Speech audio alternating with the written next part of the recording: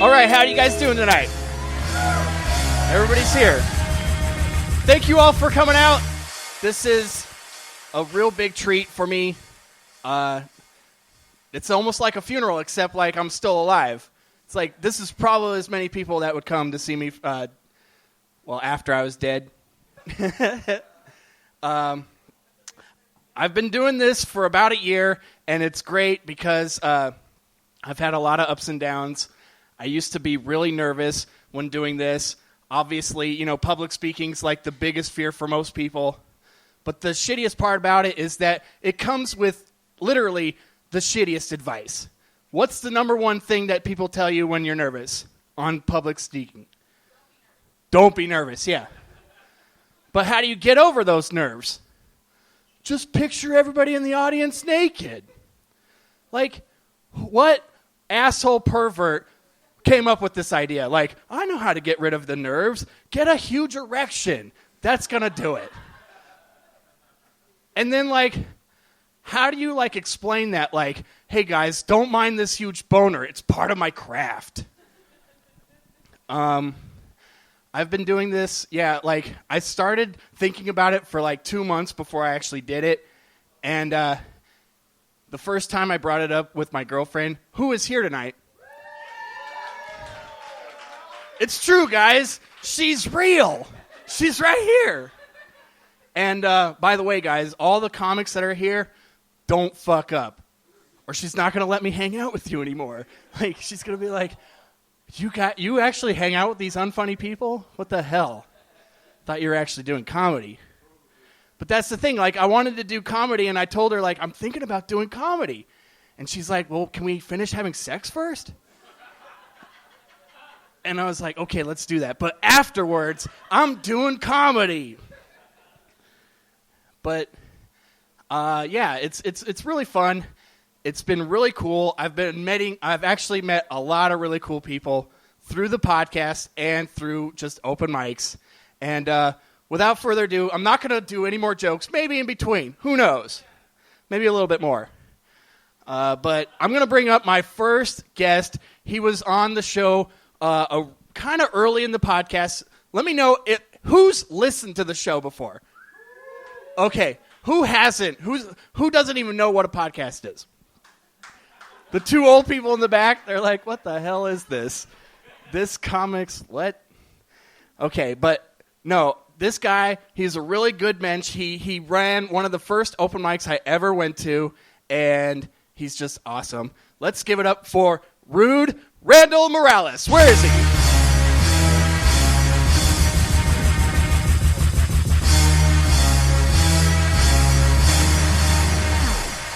Hey everybody, how you guys doing? My name is Rude Morales. This is the only guy I was worrying about getting arrested here, but I guess it's okay. It's Orange County to say my real name. It's all right.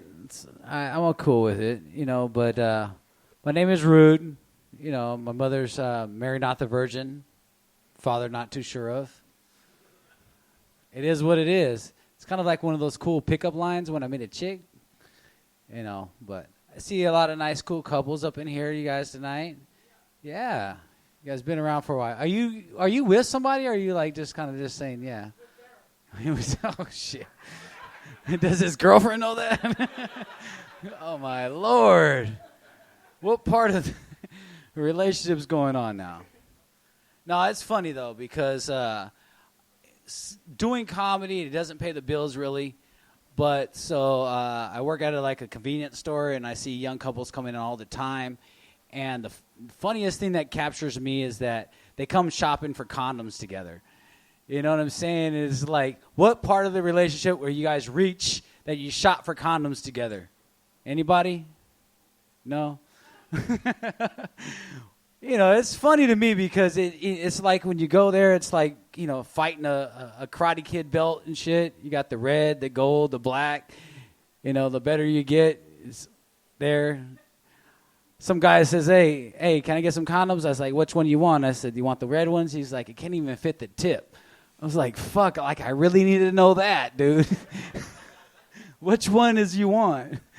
Give me the black ones. Oh, you're a fucking master, huh? No, usually guys get the gold one because they feel like their shit is like bronzed and shit. But they know it's not ripped for their pleasure or even hers. I don't know what the fuck the bubbles are for.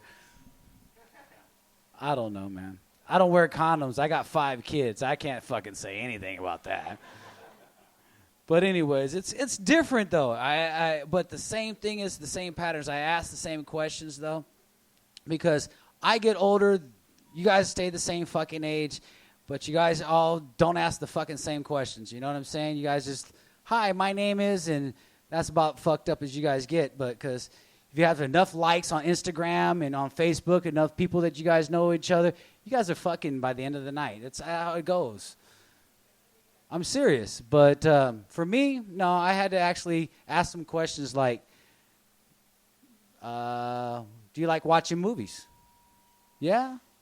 Have you been in any movies that I've seen? Yeah? Cool. Which ones? I got a closet full of them. You don't see these ones in here? How about my dad's closet? You want to see them? Hell yeah, you know. But seriously, you know, you got to ask the right questions because if she wets the bed, you know, that's just kind of one of those things that just kind of puzzles you. Because, I mean, if she's wearing a Depends instead of it's going to end up. But I like gold, and I like showers. Golden showers should not be a part of any bedroom scenes if you guys are not catching up quite soonly. But seriously, another thing that you do ask is just like you guys like watching television, you know, besides movies. You like watching TV. And it was like, yeah, you know. And a lot of couples, like when they sit at home, they watch Snapped. You guys ever watch that show, Snapped? No? No, Cheaters? Any of that? You guys seen Cheaters? Yeah, you seen Cheaters. You guys sit at home on a Saturday night and you're like looking at each other like, oh, catch you on that kind of babe, huh? But then like the you know, relation progresses and then you might get into Snapped. Now I'm like full throttle and shit with this girl and shit. I'm watching Forensic Files in another 48 hours. Fuck, dude. It's scary though, you know what I'm saying? Because you wake up at 3 o'clock in the morning and she's standing over you with a cigarette going, is sleeping well? I thought I was. Hey, man. Wherever how the relationship goes, all I say is, yo, get the condom right because you never know how it's going to end up. You know what I'm saying? So you guys have been a great crowd. My name is Rude Morales. Give it up for your host over here tonight.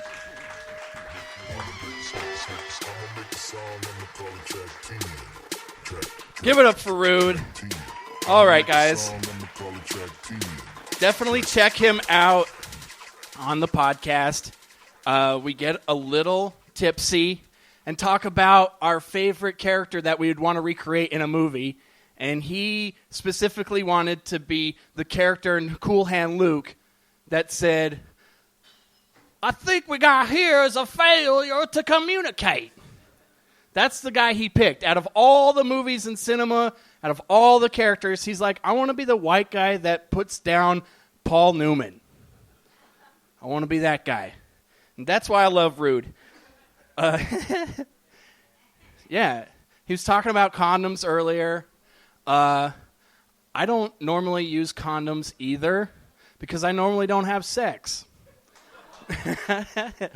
But when I do, I use those magnums. Yeah.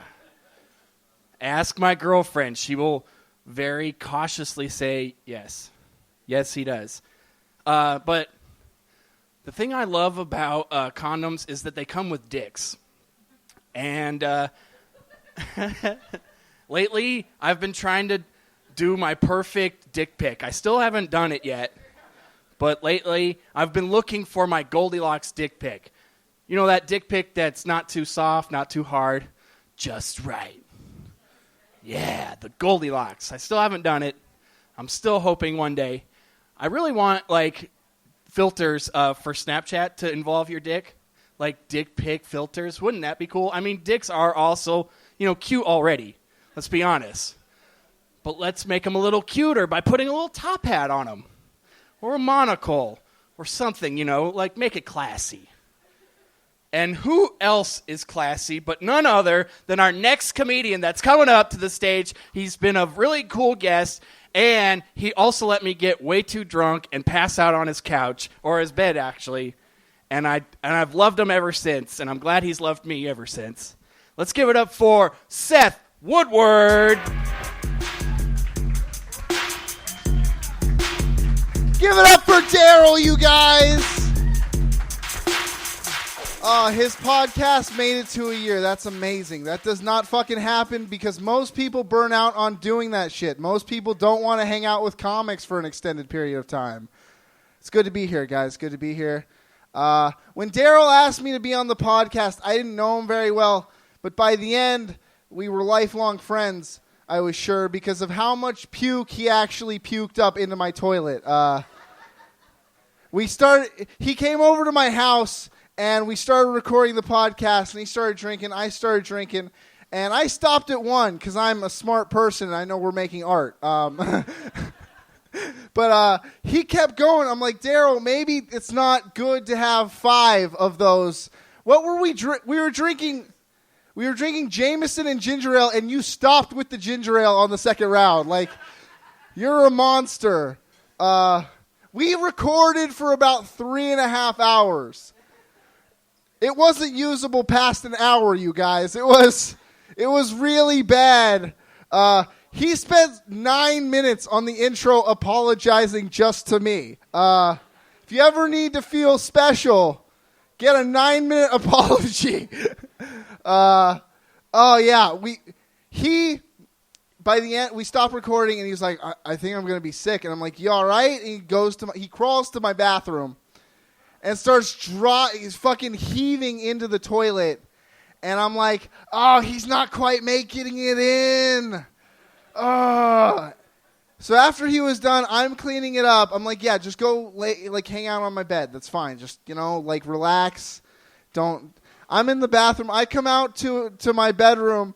He's passed out, but he's sweating so goddamn much. Sweating through my comforter, through the blanket underneath, through the sheet, into the mattress. And I have smelled him ever since. So we are lifelong friends, you guys. We are lifelong friends forever. BFF, you F. A little bit about me, guys. A little bit about me. I just got out of a really bad relationship. So naturally, all of my friends have come across the land to give me terrible dating advice. I was hanging out with a comedian friend of mine. She's a really cool person. We were talking about it. She goes, maybe you shouldn't do relationships. Maybe you should be a fuck guy. It's a grown fuck boy, you guys. It's a grown, entirely man fuck guy. Then she gave me this haircut, and I was like, I guess I'm prepared for this shit. She cut my hair. I know what I look like. It's not going to happen, you guys. It's not going to happen. With this haircut, I look like I've considered date rape. You know what I mean? But I couldn't find a roofie connect. I had totally had the money ready, though. The problem is there's just not people lining up to fuck me. It's just not a thing that's happening right now. Hopefully it'll change. Hopefully. I have an existential crisis about the relationship, though. I'm like, I'm so torn up about it. Do I delete the nudes? Is that what a good guy does? So I'm having this dual conversation. I should delete the nudes. I shouldn't. I don't want to see her again, but I like naked ladies. You know what I mean? All while I'm jerking off to the nudes. I couldn't come to a conclusion, you guys. And then I did. She was a lesbian when I met her, you guys. It's not the first time I've had to start a story like that. I'm not saying I converted her, because that's not possible. I'm just saying I'm ladylike. I've got everything a lesbian needs. I got great tits and a dick. It's perfect. I'm just a soft transition. Fuck a real man next time. We got this soft start here. You don't know how much that joke hurts me. We just disagreed about things, guys. We just disagreed about things like, monogamy. She was polyamorous and pansexual, which means she wanted to fuck everything and me, which is cool, for her, but not for me. Not exactly into it. I found out through this relationship I'm not cool enough to be polyamorous. That's what I found out. Like, I'm just not cool enough to make people be cool with me fucking other people. Like, that's never... Like, I can do better and keep that thing. I'm really good at disappointing one person is what I'm saying, you guys. I think there should be a test if you want to be polyamorous. I think you should have to, display your coolness before a judge. Like, if you can't start a jukebox on a single hit, you're not cool enough to be polyamorous, you guys. Happy Days references, guys. Happy Days references. None of you have seen that show because you're from this century. That's cool. I used to be 400 pounds, you guys. Used to be 400 pounds. A little bit more about me. It's why my torso looks sad. You can see it. Got the sad face right there. I lost 200 pounds in 8 months, you guys. 200. No, don't fucking say that. That's how people die. That's clearly an obsession. Don't. I think it's weird when people go, "Oh, you're a hero for doing something everyone else fucking does naturally." You're so brave. Like I just got back from war or some shit. All I did was put down a fork. It was a minor engagement at best. I was 17. My mom sent me to the doctor. The doctor was like, if you keep up like this, you're going to die. And I'm like, that's kind of the plan. That's where I'm at right now. He's like, no, you've got to exercise and eat right, and eventually you'll lose the weight. And I'm like, mission fucking accepted, and then nearly died. The thing they don't tell you about losing 200 pounds too fast is you've got a fucking lot of extra skin, you guys. My torso looks like it's made of assorted earlobes. It's not a good fucking look. Try being intimate with, your belly jiggling while you thrust. That's a thing.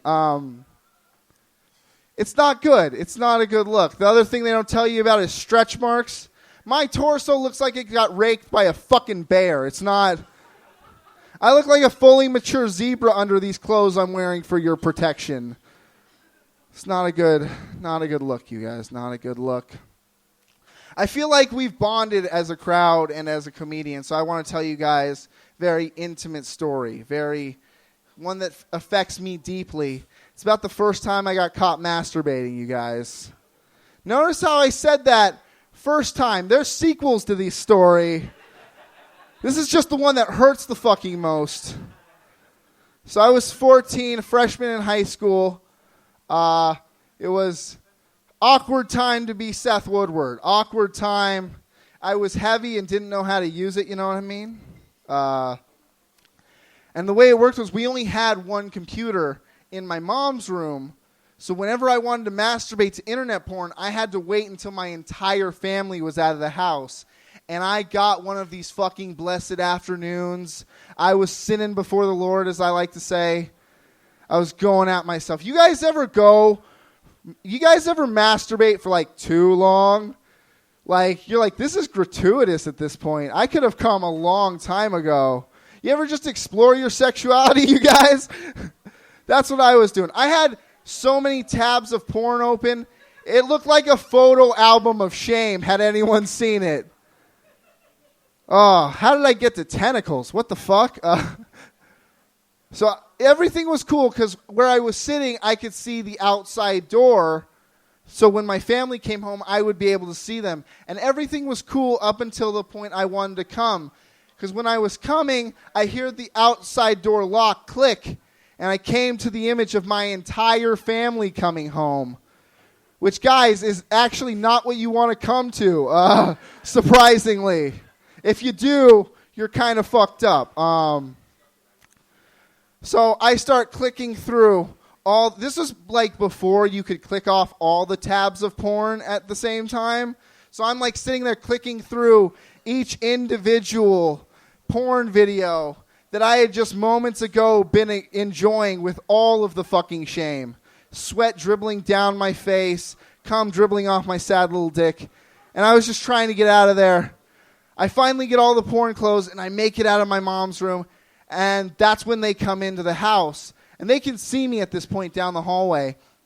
And I'm red-faced and gross. And they go, Seth, are you okay? And I say the smoothest fucking thing I have ever said. Yeah, guys, I'm going to bed. It was 5 p.m. Distinctly not bedtime. That comes at 11. So I go to my room, and I'm sitting on my bed. I'm like, wow, that could have been really fucking bad. That could have been the worst experience of my... Seth, get in here. I hear from the other room, and it's my dad. He's got the whitest cadence of all time. You're right. So I walk into my mom's room.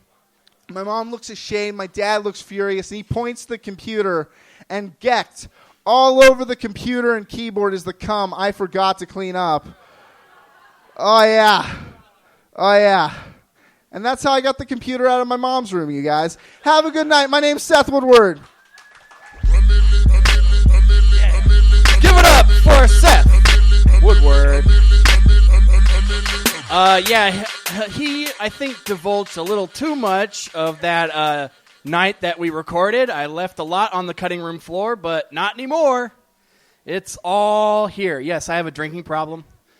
And what better way to show that I have a problem but by doing a comedy show in a bar. Woo, yeah, woo, yeah.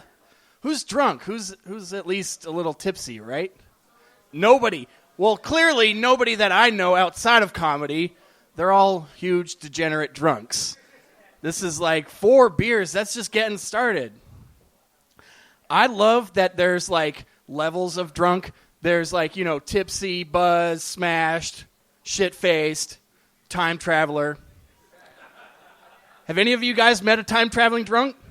Somebody that's so drunk that they've had a conversation in their mind, but you're catching up like 4 minutes into the conversation? Like the first comment is like, dude, bro, I know we've been talking forever. We haven't. But Kid Rock fucking sucks, bro. You don't see him live. And you're like, dude, I have never brought up Kid Rock in the last 10 years. Like, where have you gotten this idea that we've been talking about Kid Rock for 5 minutes? He's time traveler drunk. In some huge parallel universe, we've had a conversation. And I've told him that Kid Rock was a delight. And he said, fuck you, don't go see him live. Yep. Clearly, thank you guys for living out my dreams of not laughing. That was like what I was thinking when I woke up today. I'm like, man, I hope like all of my friends and family don't laugh at any of the things that I've been like toiling over for days on end. Like, don't give me any help, guys, because I'm not going to get it in comedy. So thank you for like keeping it real. I'm sure my girlfriend has said like, hey, don't give him any like, tips, guys. Don't like help him. Let's have him like fail miserably so he can start making dinner again. All right. Let's keep it going with somebody very funny. Definitely check him out on the podcast. He's been on it multiple times. This guy has been basically the first true friend I found in comedy, and that's no joke. He's a real mensch, and it's not an insult. That's a Jewish compliment. Anyway, guys, give it up for Anthony Mojica. Oh, fuck. Keep playing that shit. I just want to go ahead and fucking do this over these beats, goddammit. They got bars. Those are bars is what I'm trying to say. How the fuck is everyone doing here tonight, people? Really? I don't see anyone that's over 60, so unless you're over 60 and you're not fucking clapping and having a good time, you need to get the fuck out of here and go bowling or some shit. You're here to do some fucking laughing, so get the fuck up. How is everyone doing here tonight? God damn it. Nice to see everyone here tonight. Daryl is a very close friend, dude. I almost cried. I was sniffing when he said that I was his, first true friend in Long Beach in comedy. It is true.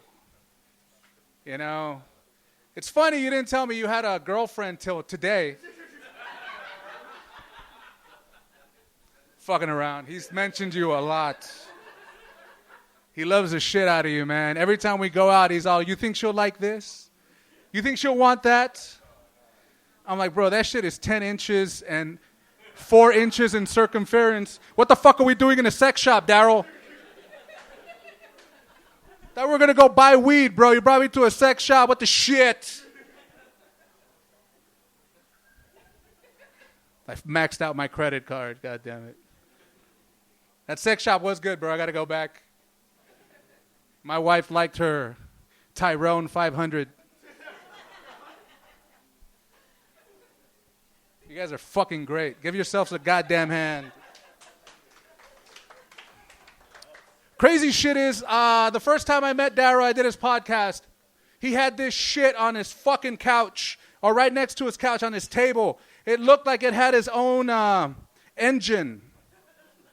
And it had a smokestack. And I was like, what the fuck is this? It's my gravity bong. God damn, Daryl, that shit was good too, bro. I need to make me one of those. I just don't know how to. I don't pay for Wi-Fi, so I have to steal it. My neighbor's been kind of a dick. He keeps changing his fucking password. I hate that motherfucker. Fuck that guy. But you know what? Tonight, another thing that happened. I met Daryl's brother. Holy shit. I mean, now I understand why Daryl is so angry at you. Every time he mentions your name, he just seethes. Like, you think you're better than me because you got luscious hair? Fuck you. And you're tall, too. What the fuck, man? God damn it. Fuck you, Tom Cruise. Oh, Daryl's a Scientologist. You never knew that? Holy shit. It's funny whenever I go over for Christmas and he has the Last Supper and Tom Cruise is right in the middle of it. Arnold Schwarzenegger is to his left. Sylvester Stallone is passing the steroids. So yeah, that's how it goes and shit. I'm so sorry. I do a lot of drugs. Gummies mostly. Look, man, all I'm saying is I get arrested a lot by police. I do. I just have that look for some reason. But it's weird because my wife is Irish. You know, she's nice and white. So she gets really angry. I got stopped by the cops recently. Holy shit, what the fuck is going on over there? You're all right? Is she funnier than me? Because if she is, give her the goddamn mic and let her come up here. Just fucking around. I don't know what the hell I'm doing most of the time. I'm high as fuck right now, first of all. This motherfucker gave me some sativa that's a hybrid. And then it told me it has little red hairs. Like, what the fuck? How does it get red hairs? You told me it was some shit. So that shit, I'm really fucked up. So right now, all you guys look like clouds to me. Nice puffy clouds. It's a negative? It's a negative? I'm sorry, I can't hear shit. I went to a lot of metal concerts as a kid, too. So I can barely hear what the fuck you're saying, man. Fuck. I recently lost 100 pounds, much like my friend Seth. I gained a little bit of muscle. Maybe a little bit of a dick. I'll be honest. I turned into a little cocky motherfucker now because I got a couple of muscles here and there. I like to go up to roided up guys at my gym. Just go, motherfucker, are you looking at my wife? Who the fuck is your wife? Well, she's not here, but I'm going to bust her fucking ass.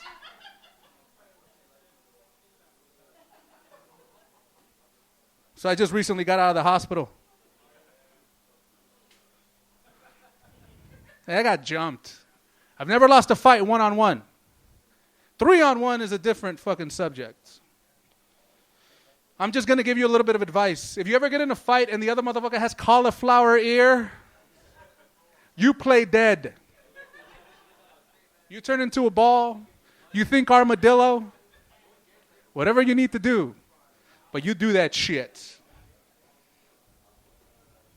But now that I've also lost a little bit of weight, I've gotten super horny.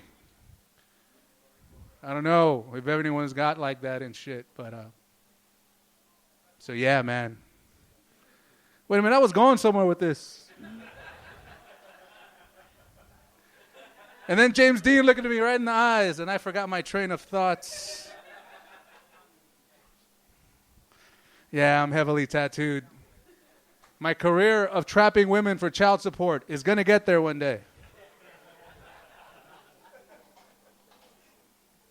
I think I'm working out so hard.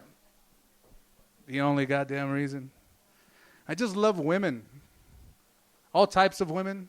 I think we were talking about that earlier, right, Rude? I think I would literally fuck 90% of the women out there if I could. And then my wife doesn't let me swing. Some fucking bullshit. Dude, I will protect myself. You know, I'll carry a knife.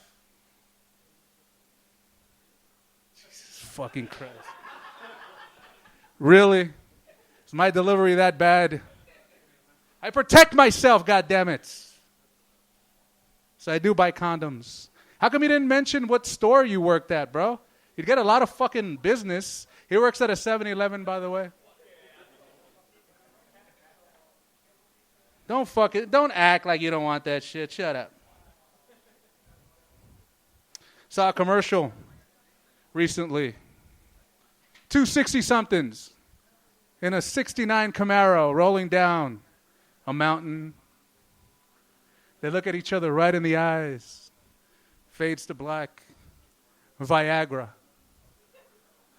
Right? Does it bother anyone else that Viagra commercials insinuate your grandmother loves to fuck?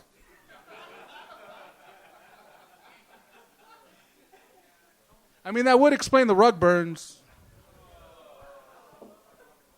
Too much? Fuck. My grandmother's right there. She's laughing her ass off. You go, Granny. Oh, there it is. That's what I wanted to say earlier. You know, so my sex drive is at all-time high. Have you guys ever nutted so hard, so vigorously, so passionately that you nutted in your own eye?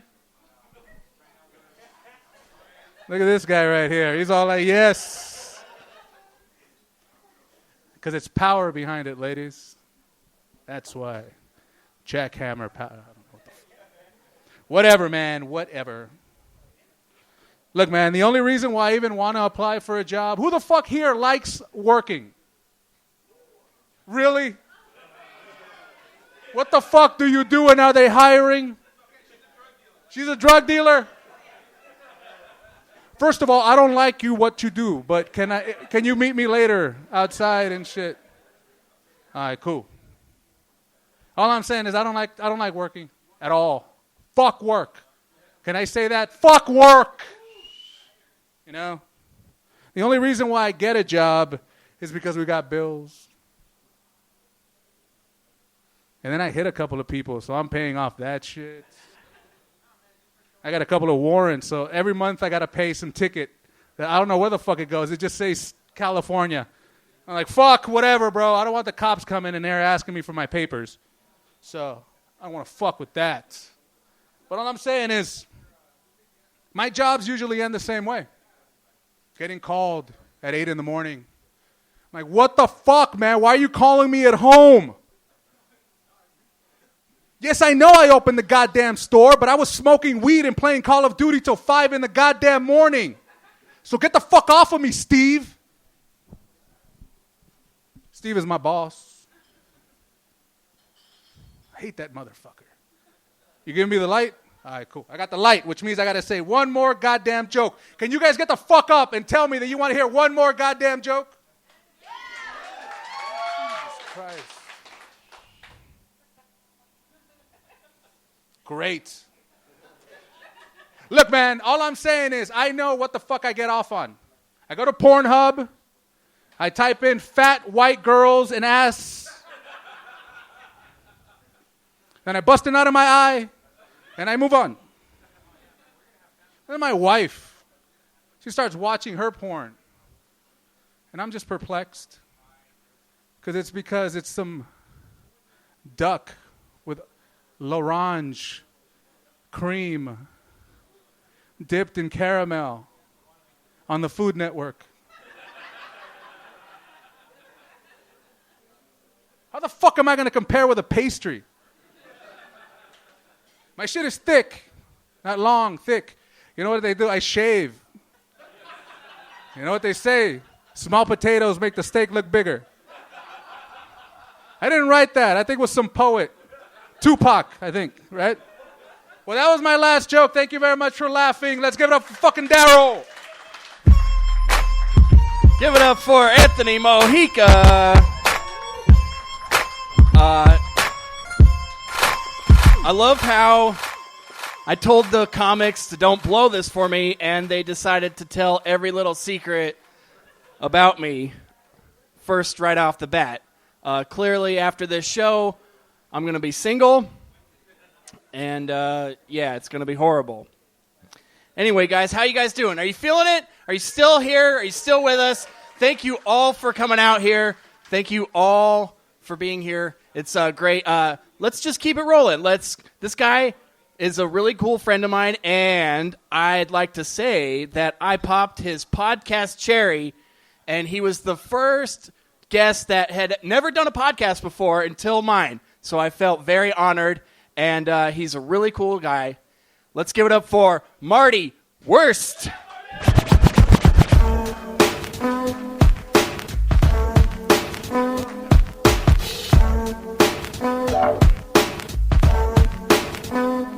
Hey guys, I'm actually looking for a job right now, and I heard there was a drug dealer in the audience.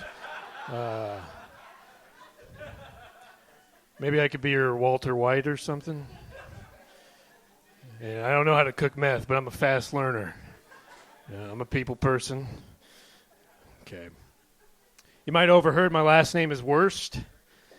It's W-U-R-S-T. It's German. Means sausage. Does anyone want to say anything? Let's just get it out now. It wouldn't be such a big deal if I was like a porn star. So I'd have like the perfect catchphrase, you know? Just be like, not yet, bitch. The worst is yet to come. So this comedy thing doesn't work out. I might have something to fall back on. I live down in Long Beach. I moved in with my girlfriend a couple of years ago. We had a power outage. And it was one of those things we were like in mid-conversation, and it just went black. And I was like, shit, like now what do we do? And I thought, okay, I'm going to turn this into a positive. So I got a bottle of wine, you know, some wine glasses. And we went out into the alley and started a trash fire.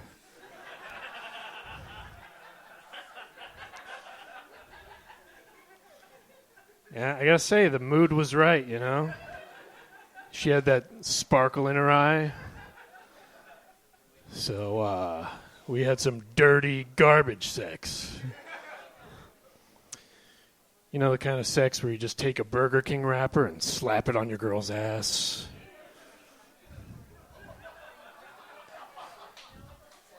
Feel a little judgment in this room. It's okay. I just think it's a hurtful stereotype that only homeless people and doo-wop singers can enjoy a trash fire. It's bullshit, man. I mean, if you're going to have a trash fire, you might as well take advantage of it, right? So what I like to do is pretend it's a post-apocalyptic Los Angeles. And I just huddle by the fire and I wait for my neighbors to walk by. And I just scream at them like, you got any meat? Put it in the soup! Anyway, if you need to spark up your relationship, it's a little role-playing you could do. Pretend you're in a Mad Max movie or something. All right, I feel like I can trust you guys. I'm going to make a confession. It's like when I go out to the bars like this or I go out to the nightclub, which isn't often anymore, but when I do and I go to the bathroom, I'm the guy who wipes off the toilet seat before and after I do my business. And I know you guys are like, what the fuck would you do that for? But like, I feel like it's common courtesy, it's a cleanliness thing. Drunk guys don't like it. They think it's a competition. They walk in the bathroom like, how can I fuck up this room? They're like surveying the damage from the last guy. Like, let's take a look at this room. Soiled condom on the mirror. Amateurs. Urine-soaked T-shirt stuffed in the hand dryer. It's not bad. It's like an intermediate level. All right. Oh, what do we got? Pile of paper towels, turd on top, wedding ring stuck in the turd. Inspired. All right. I'll take the asshole challenge. I'm going to make a mess that this place is never going to fucking forget. Just shits in his hand and starts jacking off. And he takes a samurai sword out and like,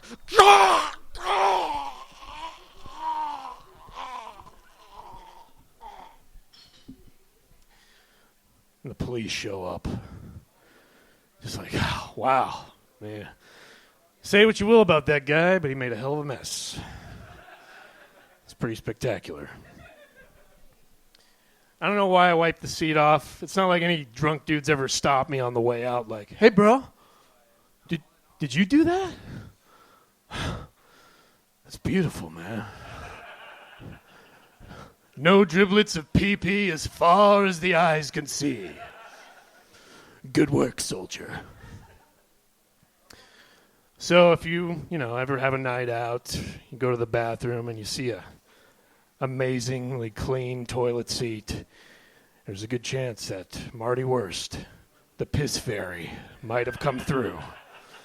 So you're welcome. You're welcome.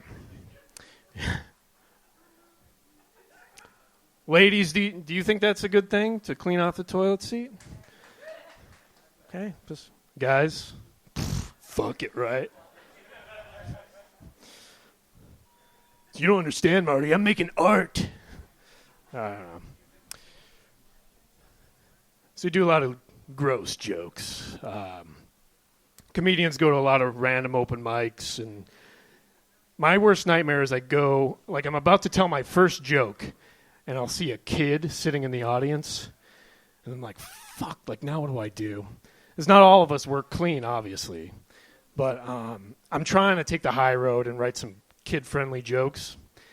And that's what I'm going to try on you guys right now. It's some old-fashioned, kid-friendly material. Here we go. Let's see how this goes.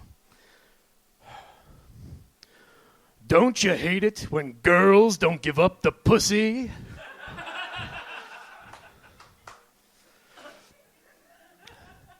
So I'm not really good at writing kid-friendly material. No, I'm just kidding. That was a test to see if you guys were listening. We're going to do some real kid-friendly jokes. Here we go. Why do they call him the principal, huh? I mean, he's not a prince. Certainly not our pal. They should call him a smelly fart face. Am I right? That grown-up knows what I'm talking about. Any nose pickers out there? Nose pickers? It's nothing to be ashamed of. Parents just don't get it. You know? Boogers are like our cigars. You know, I just like to get in my robe and sit by the fire with some Radio Disney and a bowl full of boogers. And I'm a happy man. It's not a green issue, you know. Parents are always like, eat your greens. Like, Dad, it's not about that. If broccoli tasted half as good as boogers did, I'd pop it like popcorn. Eat them by the truckload. See, this is where the audience gets really divided. You can tell who the nose pickers are out there. Closeted nose pickers. See, that's the thing about comedians. They just say the things that you're afraid to say in front of your parents. I'm trying to do you a favor here. I still wet the bed. My choice. I like to give my mom a little heads up, though. Like, Mom, it's going to be one of those nights. like no surprises. It's kind of hard doing this kid-friendly jokes to like a room full of comedians because, you know, we're all dark and disturbed. They just tune me out for 5 minutes like, he's not going to tell any rape jokes. What's the point? And they just ignore me. But I'm actually working on a kid-friendly rape joke to pull the comedians back in. You know? So that's what I'm going to do right now. It's a kid-friendly rape joke. Here we go. Knock, knock. You're a friendly neighborhood rapist. Well, my name is Alvin. I live across the street. I'm a registered sex offender. And I'm just going around the neighborhood to let you know I moved over there and I may have raped a couple people. So when your little boy starts talking, I'll come a-knocking. That was inappropriate. I'm sorry. Don't open the door. My name is Alvin. I live right over there. See you later. I'll just leave the casserole on the front step there. Gesundheit.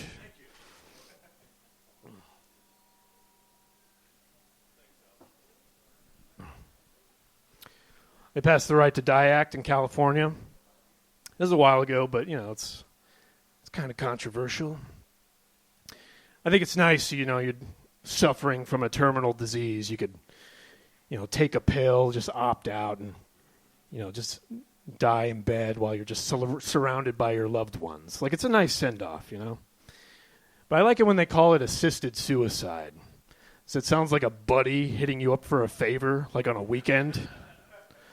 Like, hey, man, you do anything on Saturday? Can you come over and help me kill myself? It's like, I just helped you move to Burbank. Fine. This is the last favor I do you. Selfish bastard. And then they've asked me to be the pallbearer at the funeral. So then I got to help him move again. Don't let friends take advantage of you. You know, just cut that shit off. Don't be a chump. All right, thanks, guys. I'm Marty Wurst.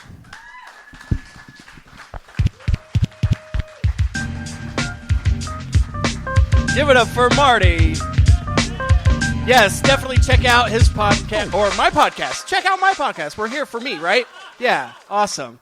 But definitely check him out on a very special episode of This Comics Live. All right, guys. So let's keep it going. This is probably one of the coolest guys I know. He's just recorded his first stand-up special from the Brea Improv. You can check it out at TonyAlfanoComedy.com. This is Tony Alfano.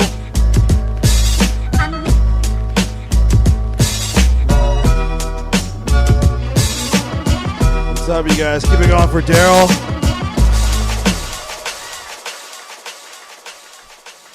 I'm one of the coolest guys he knows, you guys. I hope he doesn't know any of you guys. That's kind of a burn. It's like, this guy's fucking cool unlike the rest of you assholes. I am having an allergy attack, I think, and or a herpes outbreak. I haven't figured it out yet. Waiting on the bumps. I don't know if you guys can tell. I don't get good facial hair. Can you even see this shit? Anybody? It's like this beautiful beard right here in front of me, dude. Valhalla Akbar, brother. Congratulations. Like, I can't get good facial hair. It sucks. I look like an Amish guy with a testosterone deficiency. It's kind of disgusting. And it sucks because girls have been super into guys with beards the last couple years, right? Everyone's like, oh, hashtag beard fever. It's like girls are never into the shit I have going on. I never hear a girl telling her friend, like, Becky, I just want a fat guy with, like, a medium penis and no money. I'd be, like, all over that. Like, hey, what's up? I'm Tony. I'm a Libra. No, all right, sweet. Actually, I asked my doctor last time I was there. I was like, do you have anything in your arsenal I can take to help me grow some facial hair? He was like, yeah, you could try this, actually. It's called being a man. Yeah. This is the same doctor that tried to tell me that all of my anxiety problems are because I'm a pre-cum baby. Yeah, I had to call timeout, dude. I was like, is that your professional medical diagnosis? Or, like, we're just spitballing right now, right? Like, what the hell is that? He's like, Tony, you're impulsive, you're kind of shaky, you rush into everything, you're a pre-cum baby. And I was like, that doesn't make any sense. He's like, you've been 15 minutes early to every appointment we've ever had. So, and then it hit me. I was like, I'm actually like a really good swimmer, so that guy might be onto something. I'm not the doctor, How are we, any political people in here tonight? You guys look like a political group, right? Good. Fucking good. I don't know. Pro Wrestling Jesus over here looks like he's got some opinions. I don't really give a shit about politics, but I do think that Trump's pretty much fucked himself. I don't think he can do anything to repair what he's done, except like maybe what if like Trump got us Russia? Would anybody be cool with that if Trump just like came out one day? It's like, listen, I just bought Russia for pennies on the dollar. It's a great, great deal, the best deal of all time. We're going to send all the gay people to Russia to make it look nice and make every Republican happy. I don't know. I'm pretty sure we're going to get nuked in the next couple of years. I think that's on the docket, right? Like, but I'm at the point now where I'm just kind of like, I mean, fuck it. One city, bring it. Like, we'll fucking sacrifice, dude. Who gives a shit?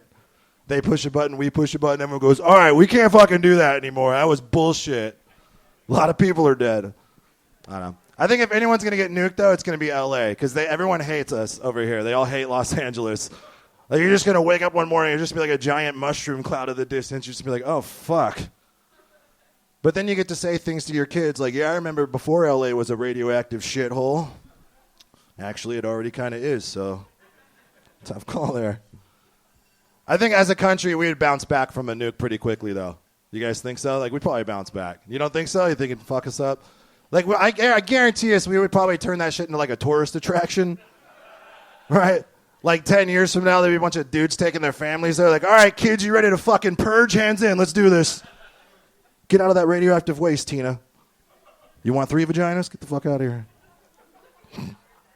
Did someone just say yeah? What's wrong with your 1 vagina? Let's talk about this. She's like, I get it, but, like, 2 more would be better. I don't condone nukes, by the way. I don't know if that was clear. That was a little bit of sarcasm, you guys. I'm not up here like pro nukes, like, fuck LA, mushroom clouds, mushroom tips. That's a good name for a softball team, the Mushroom Tips. The best softball team I was ever on, this is kind of dumb, but, like, we actually got, like, in trouble. We had to change it because we made it that, like, Confederate, like, Hitler eagle, and we were called the Third Strike. Right? Yeah, they didn't like that shit at all. It's kind of fucked, right?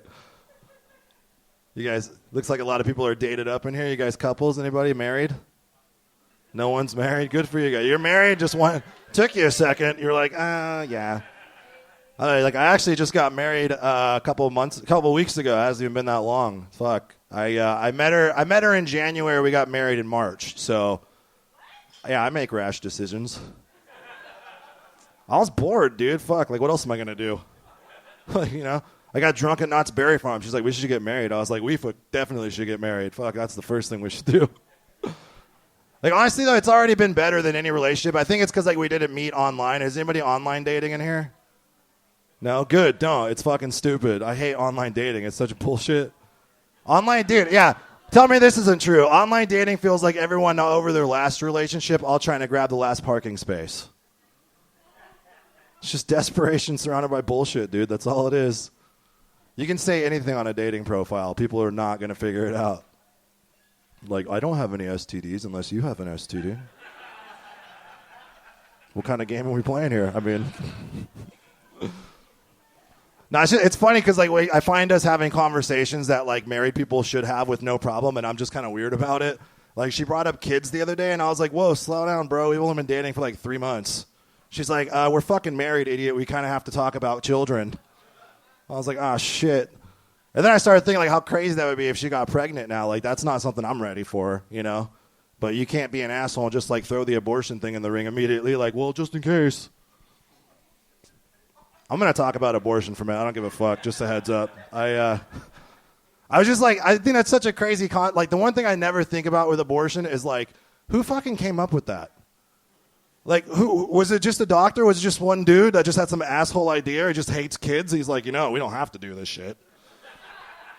Like I don't know why. I thought about that. I just don't ever remember hearing like the history of abortion. Like people going to their doctor. They're like, oh, we're having a baby. Oh, we weren't really planning on that. And the doctor's like, well, I mean, you don't have to. They're like, what? It's like, hear me out. Just listen. What if something happened to the baby and then it just kind of dies? I wasn't there. I don't fucking know. I'll tell you one thing. I don't get a good feeling when you go into Planned Parenthood. That's not a great place. You don't ever walk in there feeling like this is the best day I've ever had, I was actually there a couple weeks ago. I had to use this gift card my mom got me for Christmas. And, yeah, no. But nice try. Thank you, Pro Wrestling Jesus. That should be your tagline. It's time for an abortion! A holy abortion! Also, great name for a metal band, Holy Abortion. I don't know if anyone's using that, but let's... Whew! One thing I will say, though, like, I did see a plaque for Employee of the Month when I was at Planned Parenthood, and that rubbed me the wrong way. Like, what the fuck are you bragging about, Like, what the hell is that? Like, what are your coworkers saying about you? Like, dude, you guys hear about Jeff? 190 abortions. That guy's killing it this quarter, bro. That's fucking... Someone's like, what? It's not even prom season. That's fucking crazy, man. Those are crazy. That's like, if you want numbers like that, you have to, like, promote that shit, right? Like, you got to be out in the streets handing out business cards, You're like, yeah, Jeff Jones, abortionist. If you fill it, I'll kill it. You rape them, we'll scrape them. Oh, wow. That was a weird segue into like a 4-minute abortion joke, right? I mean, that was... Fuck it. I don't know. Being married's cool, though. It's a lot of fun. Having a good time. I'm bummed I'm not going to get to break up anymore. I'm going to miss breakups. I don't know. You ever like had an epic breakup? It feels like a walk-off home run. You're just like... walking it off. Best breakup I ever had, I actually broke up with a girl on the 4th of July because I got caught up in like freedom and independence and all that shit. That's right. I went too far, though, because I decided it'd be a good idea to use a speech from that movie Independence Day as my breakup thing, right? I was like, I will not go quiet into the night. I will not give in without a fight. I'm going to survive. Today's my Independence Day. What's the Hulu sign-in again? What the fuck was it? Hulu after a break. More like YouPorn after a breakup, right? No one wants to give it up for pornography? Not a lot of pornographers in here? All right, that's cool. You want to hear the worst pornography story ever? People get addicted to porn and ruin their families. That's some real shit. I don't want to get preachy, but be careful, dude. That's like playing with a loaded gun, bro. It's the most addictive thing. Just fucking... Sorry. I've been going through a lot of shit lately. I got hurt at work a couple months ago. I got put on disabilities. Anyone ever had to deal with this bullshit? Yeah, it's kind of dope, right? You get paid to not do anything. Just like some lingering back pain, But like I got hurt a couple years ago, and then they gave me some injections and sent me back to work. Like, all right, you're all better. And I was like, all right, cool. And for like a year, I felt amazing.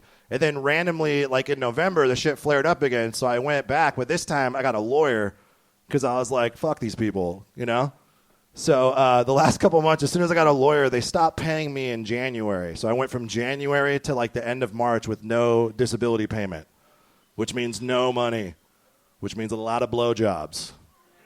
Was not fun, you guys. But here's the funny thing. My doctor the reason why I didn't get paid is because my doctor fucked up and sent me back to work without telling me that and without like me being in proof. So he's a fucking idiot. So when I went to court, I took these guys to court to go argue my case and get them to pay me. And I noticed that on my court paperwork, the doctor wrote that I had needed surgery or hospitalization because I still need back injections, but he didn't put that they're just injections. So the other attorneys are looking at this shit like, all right, well, let's look at the numbers here. This guy's going to cost us $200,000 in a back surgery, or, maybe we could just get him to fuck off by himself. So because my doctor's a fucking moron, I was able to talk my way into a $40,000 settlement. That's right. It's not a joke. I'm just bragging right now. I just want you guys to know how good my life is. But no, it's just crazy. Like, being on disability, I thought it was going to be like the worst thing ever, but it actually is allowing me to go pursue my dream, which is awesome, because I was working in pest control, and let me tell you guys, that is not the dream that you want. It's not, that's not what you want to do. You don't want to be killing spiders all day, like, oh, I'm doing a good service, bro. Pest control sucks, though, because you got to deal with a lot of dumb people when you work in pest control. Like, you deal with a lot of, like, rich assholes, like retired people, and for some reason a lot of Mormons. Yeah, I don't know what it is about Mormons, but I do know that they do not like insects, and they hate it when you refer to Joseph Smith as the incest Jesus. They don't like that shit. I don't know. The only thing I'm going to miss about that pest control job is the sales opportunities that it gave me. Because, like, not a lot of places you get to go and, like, sell to really stupid people. Something that they absolutely do not need. Because as a salesman, that's a great feeling when you pull that shit off. I liked it when the cards were stacked against me. Like, I went out to this guy's house one time, and I got there, and he had a swastika tattooed on his neck. So, yeah, immediately I was like, all right, this guy's a fucking moron. I'm probably going to sign him up for pest control. It's going to be easy, So my whole plan of attack was like, all I got to do is spin pest control to white power, and this guy's going to eat that shit up. Like, it's easy. So he started asking me, like, what exactly is pest control? And I was like, well, it's kind of like a cleansing. Yeah, it's like a purification. It's actually, you know what? It's like a final solution, actually, is what it is. It's he was, like, super on board with that. He's like, yeah, I really like the sound of that, but I don't know if I want all those chemicals all over my house. And I was, like, not used to dealing with indecisive racists, Like, usually they know what they want. So I called him out on his bullshit. I was like, hey, are you really freaking out about all these pure-blooded chemicals? And you're not concerned about all these black and brown widows everywhere?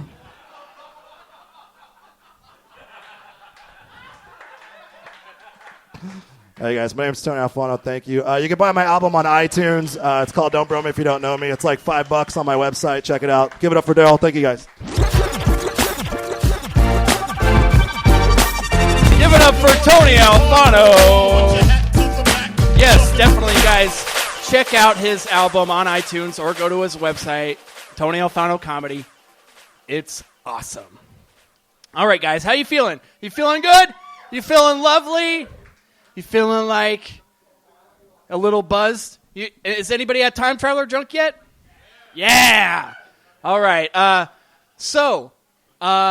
Since this is a progressive podcast and I'm non-exclusive, or am I exclusive? I don't know. I'll cut this in post. I wanted to change it up and not have as much testosterone as we've had. So let's give it up for something. Cut this. She's a girl, and I didn't want to say she's not a girl. She's definitely a very lovely girl, and I'm glad to call her my friend. And give it up, guys. Give it up for April Lotshaw.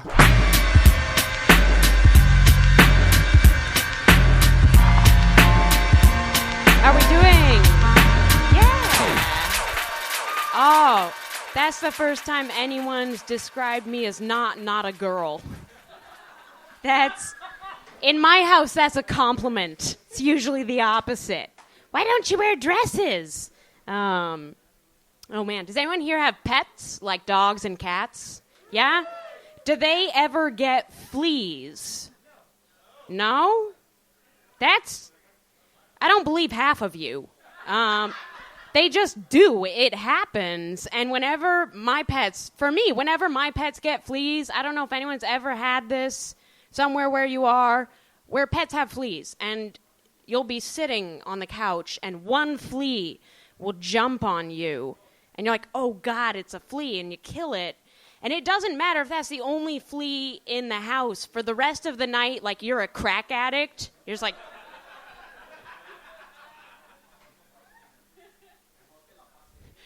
They're everywhere.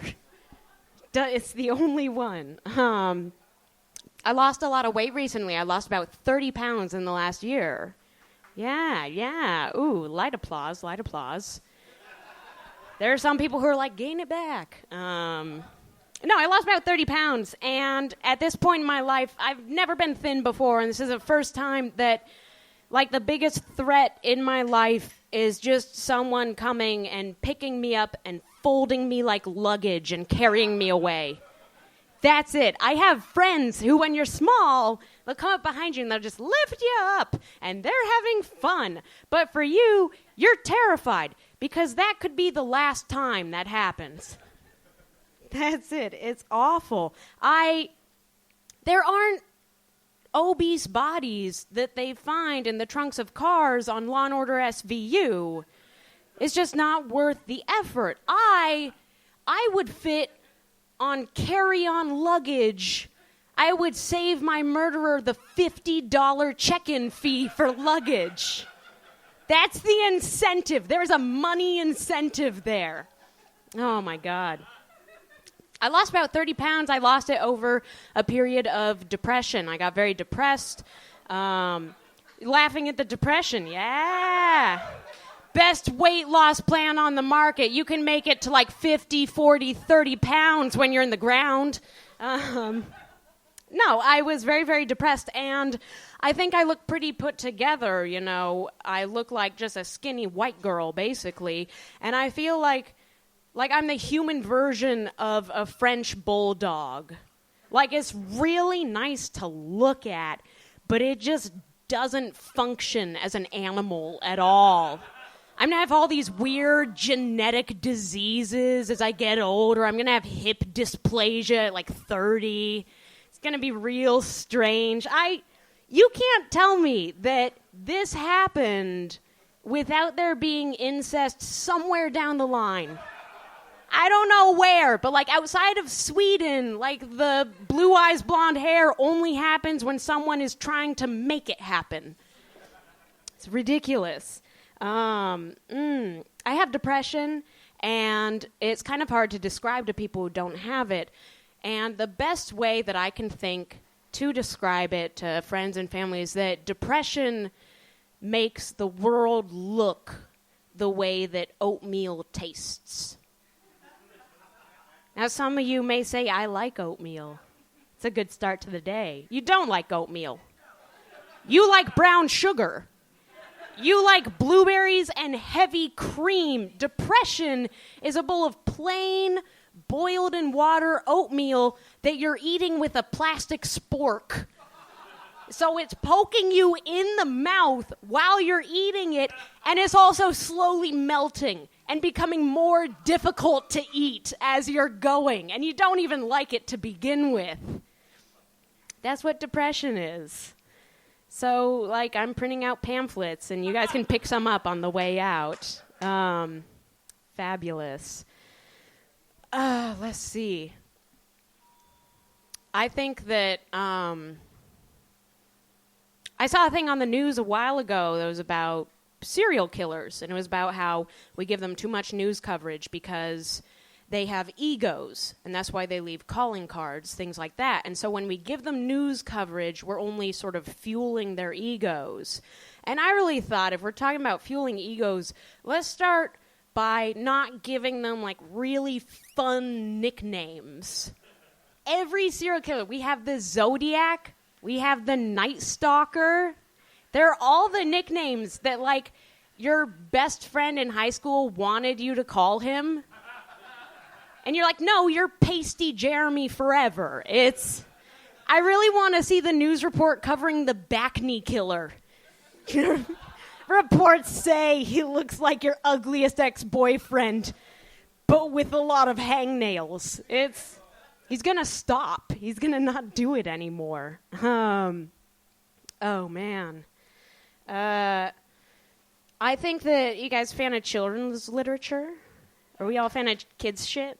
Yeah. Oh, only one person. No one else read until high school. That's cool. Yeah? Oh, there you go.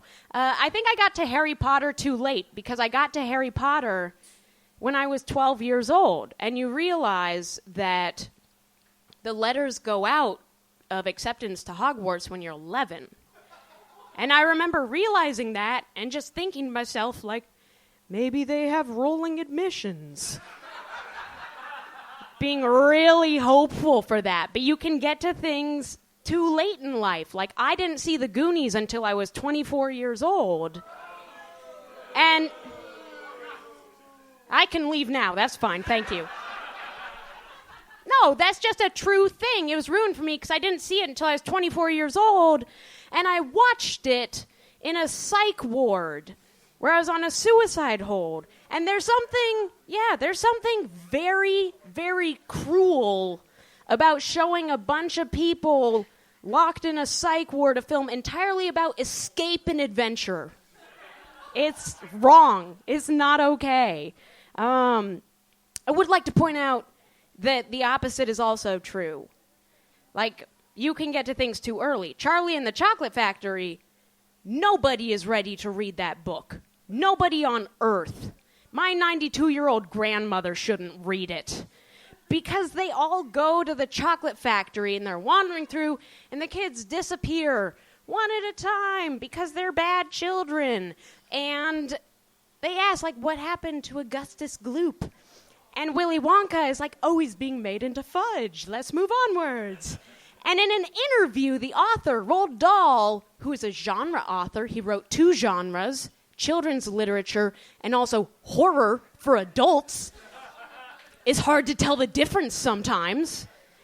Roald Dahl said, well, you just don't focus on it. You don't describe Augustus Gloop being munched up and his bones crushed and him being made into fudge. You just say he was made into fudge and then move on. He admits they murdered the children. The bad children. He decided were bad because they chewed gum too much. They ate too much chocolate in a chocolate factory. Watched too much TV. That's what kind of sadist is Willy Wonka? That he would invite children to his chocolate factory and promise them a lifetime supply of chocolate and then murder one of them for eating too much chocolate and not end there. No, he's going to have his minions sing a song about it so that you learn life lessons to not trust adults because they all want you dead. Oh, my God, it's ridiculous. I was robbed recently. Somebody stole my purse. This is a real thing. Somebody stole my purse, and, you know, I was kind of in shock, and I got it back a couple days later. Someone called me up. They dumped it, and I got my purse back, which I was really excited about. It had everything in it except for my credit cards and my ID. They'd left everything else. And that was a $200 purse with about $80 worth of gift cards inside of it. And at that point, I was just angry at them, but like angry in the way that you get mad at someone who's not good at doing their job. Like, I was like, I would be way better at this than you are. You don't need Starbucks in between smash and grabs to, like, get the adrenaline flowing. It's ridiculous. I told my mom, I was like, Mom, I got the purse back. And she's like, wow. And I was like, that's a $200 purse. I can't believe they just dumped this name brand leather purse. And my mom looked at me, and she just said, they were probably men. Which is just the most charming sexism I've ever heard. It's just delightful. My mom is a treat. Oh, what else have I got for you? I know I have other things. I used to work at a bar. 1 minute? Okay. Well, never mind. We're going to skip that bit. We're going to do something I enjoy more. No. You'll like this too. I think the most functional relationship in my family right now, love relationship. My parents are a little on the rocks, but my older brother has a girlfriend who he lives with, who he loves very much, and she's wonderful. we all love her, and they have the most functional relationship, I think, of anyone in the family, myself included. And the only thing is that my brother's girlfriend's name is also April, which is my name. And her birthday is not only the same day as mine, but the same year as mine. You need our social security numbers to prove we're two people. It's what it counts as. And it's weird because we'll be in the same room for Thanksgiving or stuff like that. And someone will just say, hey, April, and we'll both look up. And, like, I'm sure my older brother, you know, when they're together in intimate moments, he'll say, April, and we'll both still look up. It's insane. That was a callback to my earlier incest joke. Thank you, guys. Please welcome Daryl. In your stylish clothes you wear, when you walk into the room, all my partners stabbing. You left your beer. Don't forget your beer. I mean, I could take it. That's all right. All right. Give it up for April, Lotshaw. This is a legitimate comedy show. Both men and women living together, telling jokes. It's great. Yes, unfortunately, I did have Jose Juan Pazos originally on the list, but he, downer. Went to the hospital. Yeah. And, yeah. I love to bring it down. Give it up. Yeah, hospitals. Yeah. But, yeah, we're giving our prayers to Jose Juan. Yeah, hopefully his bowel movement passes. Anyway, if you guys want any tacos, they're definitely outside. Plug for tacos. Who doesn't love tacos? And if you're not drunk, by the way, there's a bar 2 feet away from you. Yeah, let's get drunk. Woo! All right, so let's keep it moving. Let's keep it energized. Let's give it up for another guy that's been on one of my most popular episodes. So, yeah, no pressure. No pressure. Let's give it up for Ramon Hernandez.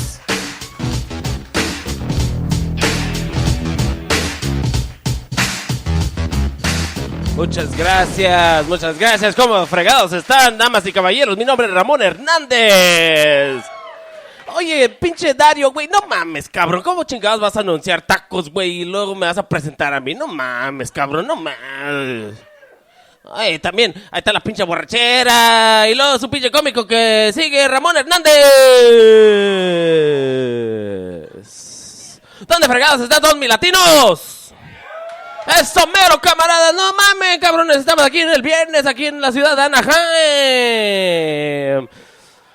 That's how Mexican I wish I really was, guys. That's all I got in the Spanish department, guys. I'll be honest, I don't even speak Spanish, guys. I picked that shit up on K-Love. But with a name like Ramon Hernandez, I gotta give you something, man. That's Ramon Hernandez. That's real aggressive, man. Oh, my God. Yeah, guys. Mexican dudes. Jeez. I had you going for a little bit, right? I had you going just for a little bit. I was like, this motherfucker's not gonna speak shit, man. I'm gonna go outside and smoke a cigarette. It's crazy, though, because when I'm around white people, they always tell me, Ramon, you're not really Mexican. And then when I'm around Mexican people, they're like, you know, you're not real Mexican. Identity crisis, guys? Yeah, guys. But you know what? I am a fair-skinned Latino, guys. I am a fair-skinned Latino. Look at me, guys. Look, fair-skinned Latino, you know? This is as dark as I get. This is my tan. Check back with me in the winter. I look like a porcelain doll. Beautiful, baby, beautiful. I got pulled over one time, and the officer came up to me, and he thought I was white, and I said, thank you. Thank you very much. He was going to let me go with a warning, and then he asked to see my ID. I told him, let's not ruin the moment, please. Let's not ruin the moment. Gave me a fat ticket, guys. Fat ticket. Yeah, it's crazy, guys. I even embrace my Catholicism. Check it out, guys. Mira, check it out, guys. Católico. I embrace my Catholicism. I'll be honest, I don't even believe in the shit, guys. I'm an atheist, but you guys have no idea, guys. This has bought me so much Mexican cred, guys. Because when people look at me, they're like, maybe Filipino. Definitely Mexican. Definitely. Fat Joe Coy. Yeah, guys, I get that shit all the time. I don't need you guys to tell me what I look like, guys. I don't need anybody to tell me what I look like. I know what I look like. I know I look like a fucking video game character you create right before you put hair on it. My head is so big, guys. I look like one of those Nintendo Wii characters. I'm like, fuck, man. I get that shit all the time. People always want to tell me, hey, you know who you look like? You look like Mr. Clean. And I'm like, that shit is fucked up, man. You look like Vin Diesel after he stops working out after those Fast and Furious movies. I mean, I get good about it. Somebody told me I look like Mexican The Rock. I like that one. I'm going to keep that one, guys. But yeah, guys, I'm glad to be driving again. Recently, I was in a car accident, guys. This woman hit me.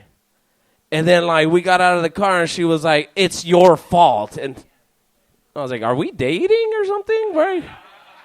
Why are you blaming me for everything? What's up, girl? Yeah, guys, so I was on the bus for a little bit, guys. It's a miserable experience, guys. I got on the bus, and, like, immediately I started getting hot under the collar, and I started looking at everybody else on the bus, and I was like, these aren't people. This is a mobile cage, man. This is a goddamn I went from Santa Ana to fucking Fullerton on the bus, guys. It's a long bus ride, guys. Yeah, it's like, if you guys aren't familiar with the cities, it's like going from Mexico to post-apocalyptic Irvine, man. White people in Fullerton look fucked up. Yeah, guys, I don't believe in luck, guys. I don't believe in luck. Don't live your life fucking thinking you're going to win the lottery all the time, guys. Don't live that way, man. I'll tell you why I don't believe in luck. In 2010, single, no kids. 2012, 4 kids, baby.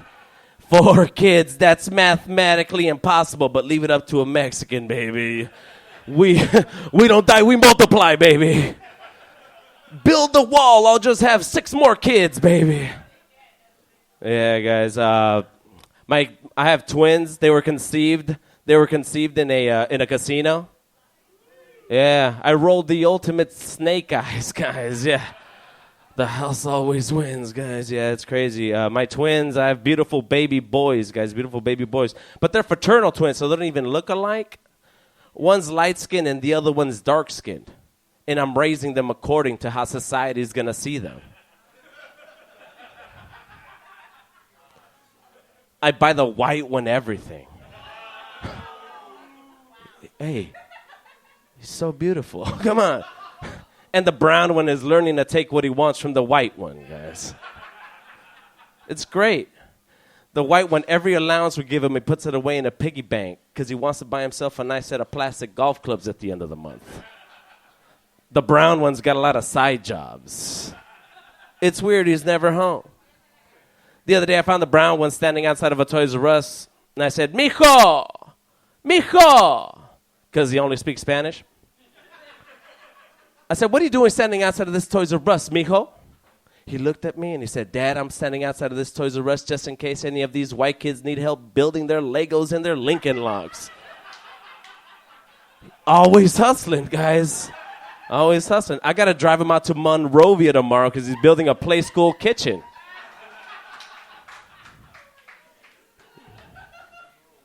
I got to stay in shape, guys, because I have these beautiful baby boys. I got to stay in shape. I used to be 380 pounds. It's not a joke. I swear to God, I used to be 380 pounds.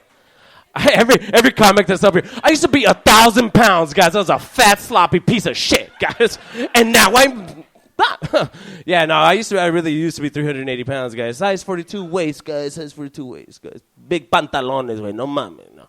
But but I still have that weakness, man. I love sweets, guys. I love sweets. Anybody here have the weakness of sweets? Oh, are you fucking kidding me? How embarrassing is it? I'm a fucking Latino. I had one beer and I'm fucking tipsy. I fucking talk about chocolate. I'll fucking blow somebody for a piece of chocolate, guys. I go to the mall and they have a See's candy. Fuck, I love See's candy. It's so good. You walk into a See's candy, what's the first thing they do?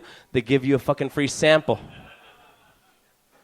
Nice enough gesture, right? That's what drug dealers do. One piece, and I'm like, yeah, man, I need like one more, man. It's gonna cost you, baby. But yeah, I'm glad I had my kids with the woman I'm with, man. She's a good woman. Give it up for women, man. It's Mother's Day this weekend. Give it up for women. Yeah, man. You know, because dating is crazy, guys. Dating is fucking nuts. I don't envy the guys who are single, man. You never know. There's so many ways to date women. I remember the last woman before my wife I dated, she was a real freak in the sack, guys. She was weird, man. I'm not used to that stuff. Me and my wife, we have a boring sex life. Hey, vaginal sex. If it ain't broken, don't fix it, right, guys? But this girl, man, so we're making out one time, me and this girl. And she wanted me to choke her. You know, I've never done it before, so, you know, I started choking her. You know. Really hard, too, guys. You know, I think I was putting too much pressure on her windpipe because she tapped out like a pussy. All right. I guess you're not into it as much as I thought you were, baby. All right. So turned around on her back, and we're making out. I'm kissing her back, you know what I mean? I'm kissing her back. She put her booty in my face. So I spanked it. Because I'm old school. And she put her ass closer to my face, and I was like, slow down. What do you want me to do? This is disgusting. She wanted me to eat her ass out. So I started choking her. Again. I was like, that's disgusting. That's where shit comes from. What's wrong with you? I know what a lot of you guys are thinking. Hey, man. Fucking, if you've never tried, don't knock it, baby. Spice up your sex life. Spice up my sex life. Did she have fucking Mexican before she ate or something? What the? That's disgusting. I gotta eat her ass out. That's gross. And I understand. I get it. Listen, if you're eating pussy the conventional Christian way,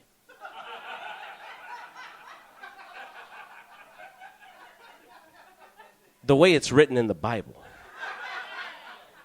all right?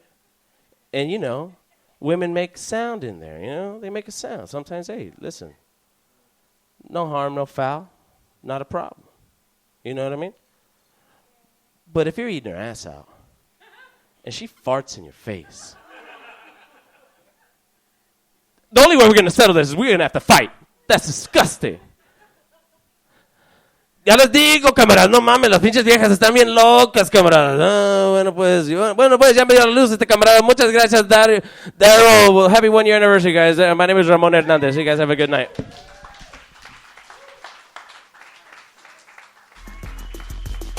Give it up for Ramon. Hey, guys, do I have street cred because I know Mexican? Is it cool? Yeah, awesome. Woo! Yeah, I know Mexicans, women. I know a lot of different nationalities and genders and things like that. Yeah, I'm a very versatile human being. Thank you guys for coming out. Thank you guys for drinking. Thank you guys, all the comics that have come out. Man, I again said it at the top. This is what I would feel like my funeral would be if I was a lot, you know. Yeah, like, I would hope, like, at least enough of you showed up. I mean, you probably would be like, yeah, it's at 7? Oh, I can't make it, bro. Dude, I'm dead. All right, let's keep it going with another huge friend of mine as well as another person. Hey, guys, if you don't know, all of these comics have been on my podcast, believe it or not. I know. If you guys want to check it out, it's called This Comic's Life, if you didn't know this already. All right, so let's keep it going with a good friend of mine. He's a very awesome guy. He hosts his own multimedia empire called the Red Gorilla just Empire, right? Yeah. Give it up for my good friend, Joshua Waldrop.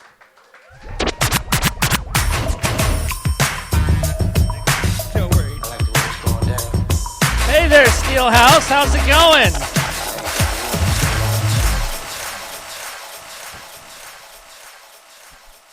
Daryl, when he first introduced me, before he decided to interrupt the introducing of me with another plug for his podcast, said I was a huge friend of his. And man, God, enough with the fat jokes, dude. Enough.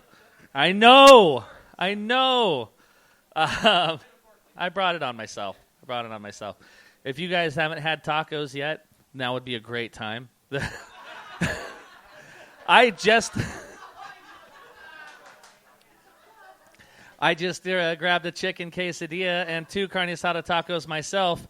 And when Daryl went up to light Ramon, I was like, not yet!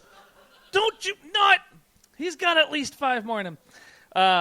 How's everyone doing tonight? You guys are all here still. That's fucking great. I heard Daryl's girlfriend was here. Is that true? Yeah.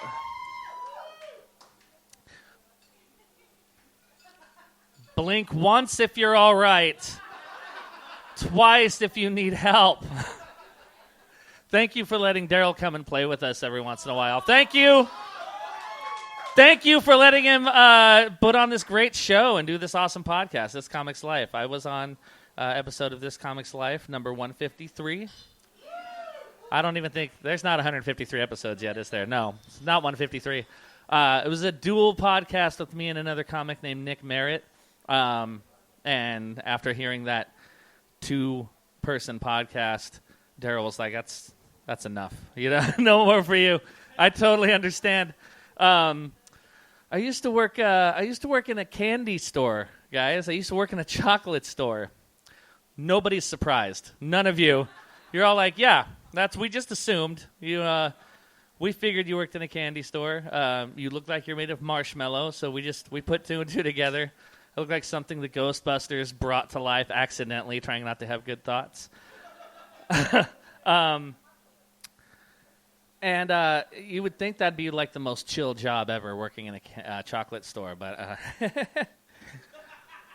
it's we had what was called a employee consumption policy, and the policy was we could eat as much of it as we wanted. So, not good. That's like for me, putting me in that situation is like hiring an alcoholic as a bartender. It's just not gonna end well.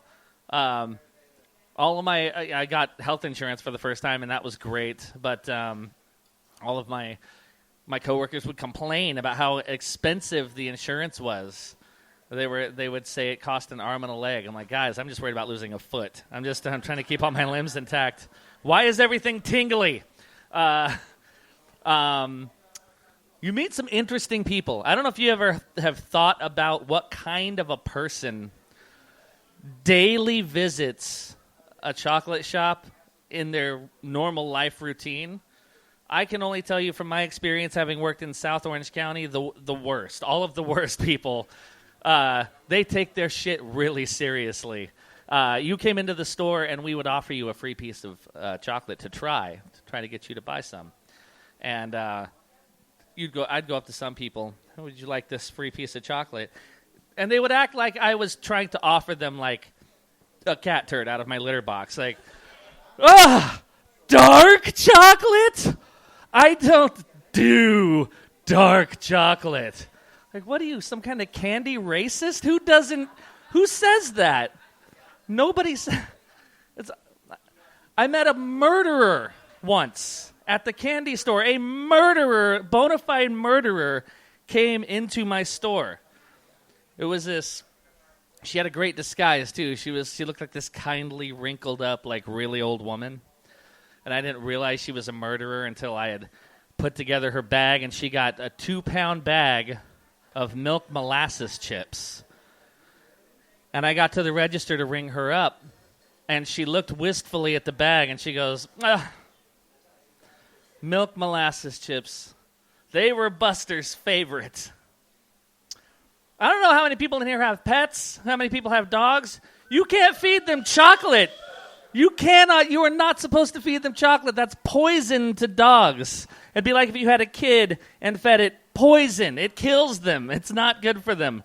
And she could see on my face the registry of what she had just said, and she tried to soothe my concerns. She goes, I've seen that look before when I've told people that I used to give Buster those milk molasses chips, but he lived to be a good 9 years, so I think that's pretty good. I don't think they were hurting him too much. I'm like, 9 years? Woman, every person I've ever known that had a dog lived like 15 to 20 years. You were a sociopath. What's wrong with you? Oh, my God. I don't work at the candy store anymore. I decided to quit for my own good. Now, just, doing different odd jobs and shit. I found myself doing some warm-up comedy for a game show that was taping in Hollywood, hosted by Jason Biggs from American Pie. And right out the gate on this game show, first two contestants, it's kind of a newlywed type of thing. Boom, American Pie joke. Flute, band camp, like right out the gate. No wasted time. Obvious joke. So it reminded me of when I started being intimate with my current girlfriend, and we had our own little American Pie thing. It didn't involve a flute or like band camp or anything, but what would happen is I would staple an 8x10 photo of Allison Hannigan on her forehead. It made the sex so much more intense with the kicking and crying and screaming. And then she wanted, quid pro quo, every relationship's give and take. So she stapled a picture of the guy from American Pie on my forehead. Eugene Levy onto my forehead. Then I stapled a picture also of Eugene Levy onto her forehead, and it was the best sex either of us has ever had. I highly recommend it. Eugene Levy's a wonder for your sex life. We have any NFL fans in here? NFL fans? Oh, man, the NFL's bullshit. It's all bullshit, guys. You know that, right? You guys know it's total bullshit. Did you know that up until just a few years ago, the NFL was a non-profit organization? A fucking non-profit organization. All those billions of dollars flowing back and forth. And they've got the nerve to call themselves a non-profit organization.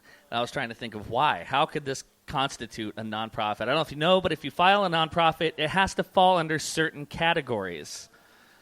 Artistic, educational, or religious.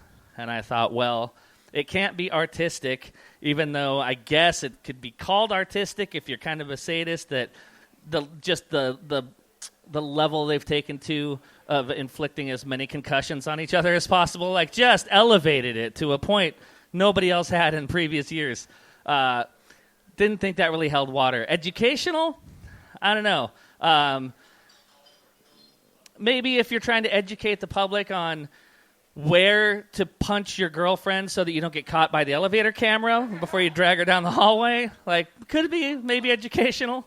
I settled on religious. It made all the sense to me that it was religious. Happens every Sunday faithfully. Everyone that follows it gets up and follows it like the ceremony, the coin flip religiously.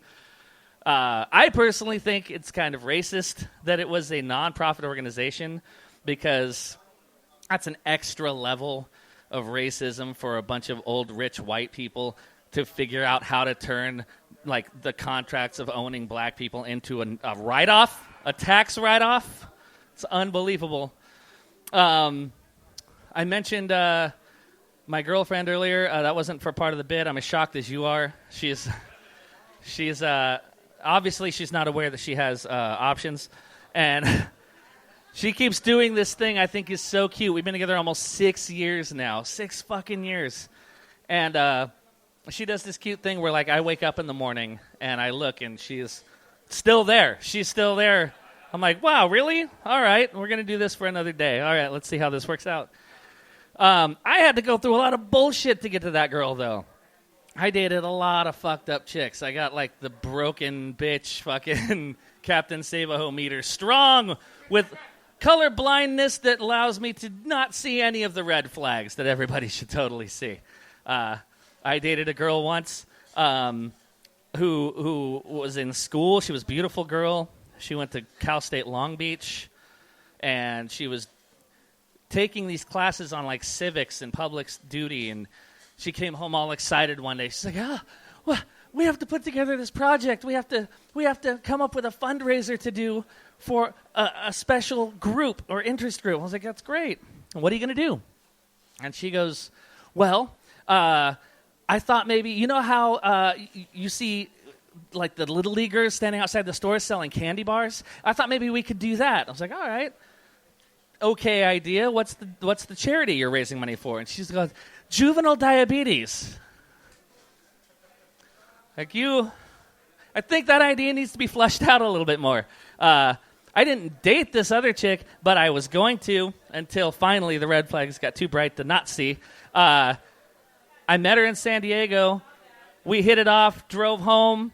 We were talking all night long. I asked her what her living situation was like because I wanted to know if I was going to be able to get it in there. And she kind of skipped over the question. And then later she came back. She was like, you know how you asked me where I live, my living situation? Well, I don't really live anywhere. What? She's like, yeah, I'm homeless. I live in the park. I was like, well, how are we talking on an electronic device right now then? If you live in the park, she goes, oh, you know those stations where they have the bathrooms where they have the outlets you can plug into. It's like, oh, okay. I'm trying not to be judgmental. Everyone comes on hard times. Still thought she was a nice chick. She walks to the liquor store while we're talking to get a Diet Coke. And the exchange I hear on my end is, she's like, oh, Diet Coke. Oh, no. Oh, God. Too funny. Okay. Oh, thank you. I'm like, what was that all about? She's like, oh, it's so funny. He said that he'd give me the Diet Coke for free if I took him in the back and blew him. My question that I didn't ask at the time was, what about you and your relationship with this guy made him think that you might go for that? Still dismissed it. Finally, Friday comes of that week, and we're talking, and she goes, hey, if you want me to, I can be in your bed by the time you get home from work, and we'll spend all weekend in your bedroom. It's like, wait, how's that going to work? How are you going to get here from San Diego, seeing as how you don't have a car? Because if you were a car, you wouldn't be homeless. And she goes, oh, it's no problem. One of my fuck buddies lives around the corner, and he said if I suck his dick on the way, he'll give me a ride. I'm like, oh, yeah. Come on, baby. That's what every man wants after a hard week of work is some of that sweet dick breath. Come on, sweetheart. Guys, I have to go help a friend of mine. She's getting ready to have to put her dog down. She doesn't know how to handle it. She's really sensitive. Yeah, I know, sensitive situation. So I'm going to stop by and get a 2-pound bag of milk molasses chips, help her take care of that shit right away. Guys, thanks so much. Give it up for Josh Waldrop. Yes, definitely check out his episode on the podcast, of course. All right, guys, we got 2 more comics. Definitely keep it going. But first, I was just listening to Josh say that he was talking about pets. I'm a cat lover. I'm a cat person. Obviously, a lot of people who know me outside of this comedy club really realize that. But my girlfriend, she wasn't a cat person when we first started dating. And to tell you how much of a cat person she was not, I farted on our first date. Accidentally. But not really. And I ended up blaming that fart on the cat. And since she wasn't a cat person, she actually believed me. Because if she was a cat person, she would have realized that that fart would have killed the cat. And yeah, so I'll leave it at that. I'm definitely a cat person, and hopefully I still have a girlfriend after this. Anyway, guys, let's bring up our second to last comedian, my best friend who, well, he's a friend. Let's not say best friend. That's giving him a little too much, but he is a very good friend. Give it up for Kyle Gridley. Thank you, Daryl. I'm almost his best friend, guys. Wow. Almost. Daryl, I've showered at your house 3 times. I'm not your best friend? It's a complicated story, guys. It's complicated. Sorry, I showered in your bathroom a couple times. I'm sorry about that. I was homeless for a little bit. Okay, moving on. All right. I did do Daryl's podcast, as everyone on the show. Great podcast. Before the podcast, Daryl decided, hey, man, we should smoke some weed. So he decided. And then he got out a bucket. What? Hey, let's get high. And he brings out a bucket. He fills it with hot water, gets a 2-liter Sprite bottle, puts it in, makes a gravity bong. And then from then on, we were bucket high. That's a bucket kind of high. Daryl coined that. I don't know about you guys. All right, I'll be honest. I grew up in San Bernardino. Do you guys know where that is? Yeah, if you want to know what San Bernardino's like, San Bernardino is like if jail was a city. All right. The worst part of San Bernardino, like jail, the people are terrible. Hi, I'm one of them. One time in San Bernardino, I was at a bus stop, and this guy, he was by a trash can, and he just started dancing. And I was like, hey, man, what you dancing for? And he's like, I just got a new gun. And then I rode the bus with him for 30 minutes. That's what San Bernardino's like. Not all of it's bad. My favorite place in San Bernardino was the Little Caesars Pizza. Because you could buy pizza, weed, crack, a woman, all under $10. I wish that was a joke. I don't know. I don't know if anyone else here has anyone had like a high school teacher with a funny name. You guys ever had that? I had a teacher in high school. His name was Mr. DeCock. God, that was so funny. God, you want to know what his first name was? Rusty. Rusty DeCock. Oh, Jesus. And it was awful because he was like a really great teacher. So like all the kids would be like, hey, have you had DeCock yet? And it was like, we love DeCock. He's great. And all high school just had so much fun. Just so much. I went to a Christian high school. Yep. This is what happens. Went to a Christian high school. That place definitely stuck in a weird kind of past. Definitely. And I should have known because in 2008, I was in 9th grade. In 2008, my high school, we had like a mock election. The entire high school voted on John McCain versus Barack Obama. And the results came back in. It was 392 for McCain and 9 for Obama. I was like, all right, this is how it's going to be, guys? This is how it's going to work. And it was like a big deal who voted for Obama, too. Everyone was like, who did it? Who voted for Obama? Who did it? And it wasn't me. I conformed. I was like, yeah, who did it? Who's so silly? And then after some investigation, we learned we had 9 black kids in our high school. That's only 9. Recently, one of the 9 kids died suddenly of meningitis. Don't worry, he was only going to UCLA to become a lawyer. It's kind of funny, kind of like a little. The worst part is he was a twin. And this twin was going to UCLA to become a lawyer, and the other twin does improv comedy. So for sure the wrong one died. For sure. It's not even a knock against improv. Like, who didn't need another black lawyer? Like, when the world totally, I don't know. Complicated place. I used to work at a Target. Woo, yeah. Who likes Target? I don't. I worked there a year and a half. Awful, terrible. I used to cashier at a Target, and what sucks about being a cashier is you can never be sad because people are always watching you. Like, I remember one time I had an older dog and he died, and I got really sad about it But the problem was I had to go into work the next day. So I go to work, and I start doing my job, and I couldn't help it. Like, I started to cry a little bit. And the problem was the people in my line didn't know I was crying about my dog. They probably thought I was crying because I'm a cashier at Target, which I've done, which is... I also used to do returns at the Target. I also used to do returns. I had one return. It was pretty weird. I remember one day this lady, she came up to the counter, and she tried to return baby food. And my job, I asked her, like, hey, what's wrong with the baby food? And then she looks in my eyes and says, I lost the baby. And it completely caught me off guard because she didn't lose her receipt. I feel like her priorities, guys.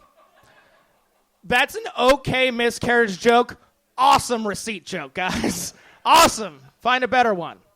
I don't know. I worked in retail for a long time, about 2 years. I don't know. The thing I hate about retail most, I hate dealing with high customers. I hate it so much because I feel like whenever I deal with a high customer, someone is going to realize I am also high. All right, I get freaked out. I get paranoid. I feel like my manager, he's going to see me interact with this guy, and he's going to come in and do something because he doesn't want people to realize he is also high. And then he's going to tell our boss, and our boss is going to slam down hard on us because he doesn't want people to realize he is also high. I have a theory about the service industry. Everyone's fucked up besides one guy. And he's sitting at a desk in HR going through sexual harassment complaints going, I need a drink. You guys ever worked the service industry? You guys ever? No. I've had a lot of jobs. Most of my jobs involve pushing carts in parking lots. It's most of, and I do things like that because I got a degree from community college. Yeah. No, guys, dude, if you're thinking about going to community college, go. Because when you graduate, you can get any minimum wage job you want. You can get any. You can work at Del Taco, Taco Bell. If you try hard, you can bust tables. I don't know. I used to work out every day for 4 years. What happened? What happened? I used to work out. I used to play football, and I don't know. I used to play football. I used to work out, and I had to lift like really heavy weight. Right? You got any bros in here lift? You guys lift, bro? You guys. I don't know. And if you ever lifted like heavy weight, there's a certain amount of weight that you can't lift unless you just get angry. You know what I mean? You just have to get mad. Like you can't lift more than 400 pounds unless you think about everyone that's ever hurt you. It's impossible. I remember one time I had to squat 465 pounds. All right, and if my dad didn't beat me, I don't think I could have done it. Don't think I could have done it. Thanks for calling me a fag, Dad. Now I can bench 385. So nice of you. I also, lots of things happen to me. I'm a drunk. I'm a drunk. Who else is here a drunk? Just the unabashed, just the drunk. I love driving drunk. I love it. It's so dangerous. How else am I going to feel something? Have you guys ever been driving so drunk that you're disappointed in the cops for not catching you? Does that ever happen? It's like, come on, cops, this is your job. I hit a kid. Okay, it's not true. One time, though, I was driving drunk, and I crashed. And I crashed into, like, this construction site. And they were building what I think was a home supply store. So I've hit a new Lowe's. Bang, bang. You guys get it? No, probably not. Lowe's, it's a home. All right, I'm not. Thank you. Recently, I was going through some old stuff with one of my friends, and I found a pair of pants I didn't need anymore, right? So I just took the pair of pants, and I just threw it in the trash. My friend, he got really mad at me. He was like, what are you doing? You could have donated that to the homeless. And then I thought for a second. I was like, throwing things in the trash is donating to the homeless. That's where they're going to find it, right? If you donate something, it goes to Goodwill. How many homeless people have you seen in Goodwill? How many have you seen in trash cans? Do the math. All right, if you donate something, what's going to happen to it? It's going to end up in the hands of some hipster, right? Some Macklemore-looking motherfucker thinking he's thrifty. No, throw it in the trash. you might help someone. Like me, probably. All right, one last thing. Something I've been thinking about. America's national bird is the bald eagle, right?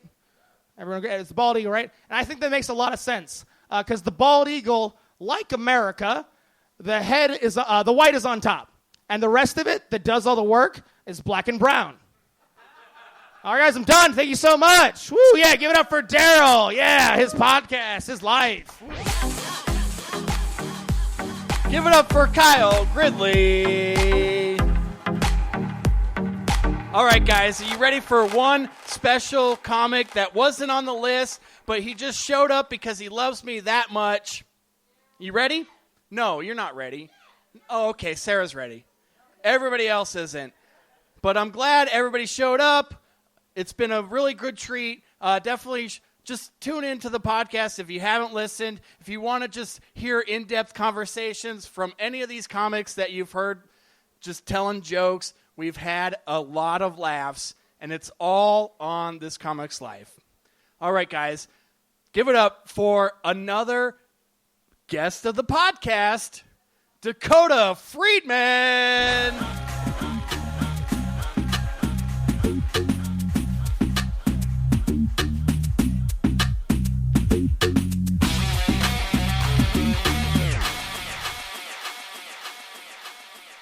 Really was the wrong song to play for me, guys. I gotta say. Hey, how's it going? Give it up for Daryl and This Comic's Life, a great podcast. It's good. I've never really gone along with tough guys. They've just always intimidated me. Like even right off the bat, whenever I meet a tough guy, whenever I shake their hand, they always want to squeeze my hand really hard. It's like they're trying to prove that their hand could kick my hand's ass. No, but I know I'm not a tough-looking guy myself. I'm sort of wimpy-looking. So that makes me an easy target for people to yell things at me from their car. I was walking down the street. Guy yelled the classic, "Fuck you." And I was scared and angry at the time, so I just yelled back, "Brah!" And he stopped his car, put his hazard lights on. So then I jumped into a bush. One time a guy yelled, "What up, snowflake?" And that didn't hurt me or made me feel bad. It just made me blush. It was the nicest thing anybody's ever said to me. No, but yeah, I have a hard time talking to people. I get really bad social anxiety. I'm a pretty socially anxious person. Social anxiety, it stops me from doing a lot of things, but it does let me cry in public. I don't know, guys. I just don't know how to talk. I don't know how to talk to people in conversations. Like when I'm talking to somebody, I just nod my head a lot and give a lot of nervous yas. Just like, yeah. And I can't hear that well, so at some point in the conversation, I'll be like, yeah. What? Yeah, what? Do you like me? Daddy?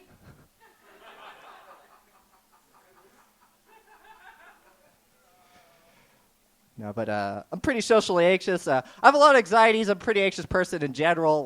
So I get overwhelmed very easily by little things. Like if I'm in a restaurant and I ask for a Coke, the waiter replies, "Is Pepsi okay?" I say, "Nope." And I get up and I walk straight into oncoming traffic. It's the only out of Coke. No, but I haven't had a lot of anxiety lately, guys, because I went through a bad breakup not too long ago. My girlfriend, she broke up with me. But don't worry, she's doing great. She's got a new job, a new boyfriend. She has our cat. So I pretty much now know if you date me, at first you'll be really happy, and then you'll get really sad, and then you'll break up with me, and your life will just take off. You'll achieve things never thought possible. No, but I actually have been trying to date the ladies again, actually had a friend of mine describe me as trying to be a fuckboy, which is so far from the truth because when I get rejected, I just cry and pout. I'm more like a fuck baby. All right, guys, that's strong. I'm Dakota Freeman. Thank you so much. Give it up for Daryl, guys. That's my time.